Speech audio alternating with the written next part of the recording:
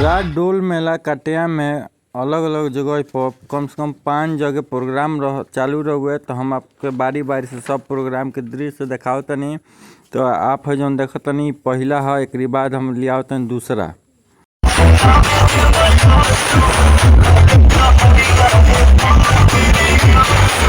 ई है दूसरा जगह के डांस जाना में स्टेज पर 3 गो डांसर रही और पूरा एकदम रंगारंग कार्यक्रम चलते हुए और दबा के जब भीड़ हुए।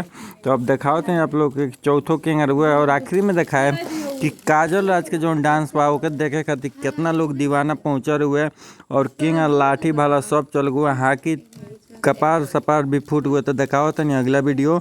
चलिए हम वीडियो को तो लाइक करें, चैनल के सब्सक्राइब करें। तो यहू जो 2 गो डांसर एकदम ऊपर उठ के खूब डांस करते हुए लोग कैमरा वजह पहुँचे में बहुत दिक्कत हुए, लेकिन इतना कोनो खिंचा गए हुए। उसके बाद आप लोगों को हम दिखाते नहीं है मन भीड़ बहुत ज़बरदस्त हुए कटिया के डोल मेला में, जाना का महावीरी अखड़ा मेला कल जाला। तो देखिए हम दिखाओ तनी एक बाद वाला एक और प्रोग्राम, एक बाद दिखाओ तनी काजल जाला।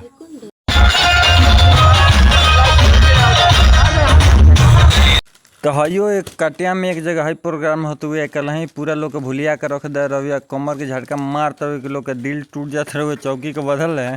तो ये जब बहुत भीड़ हुए। अब आखिरी में आप लोग का दिखाओ काजल राज के, जहाँ पे इतना भीड़ हुआ कि डांटा ला जूता चप्पल सब चल गए। तो चलिए वीडियो अगर बढ़िया लागत हो तो सब्सक्राइब कर दी, तले हम वो वीडियो दिखाओ तनी।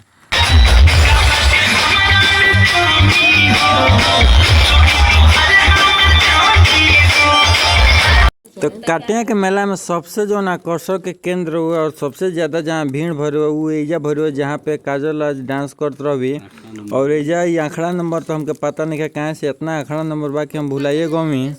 तो हम भीड़ के भी आप लोगों को दिखाओ तो नहीं, उससे पहले इनका डांस देखे खातिर बहुत दूर दूर से लोग कटिया के मेला में पहुँचल हुए है। आई नाचत रही और सब है या बैठ के कैमरा निकाल अपन वीडियो बनावत हुए, के रील डाले खातिर के यूट्यूब पर डाले खातिर हमू वही में ब्लॉग बनावत रही। तो हम वीडियो खाली डालते नहीं, अपन चिंता न पूरे, नहीं तो कि मोबाइल छीन के लेकर भाग जाए। तो यहीं कर अभी जब भीड़ के बारी हुए तो देखिए कि भीड़ में गर्दा उड़ता, आप लोग देख सकते नहीं है जा। और भीड़ है देखी जितना लोग रहुए सबके मोबाइल हाथ में निकल रहे, में केहू डंटो लेके खड़ा रहुए कि कोनो व्यवस्था गड़बड़ाई तो ओके संभाल जाए। तो वीडियो को लाइक कर दिया, सब्सक्राइब कर दी।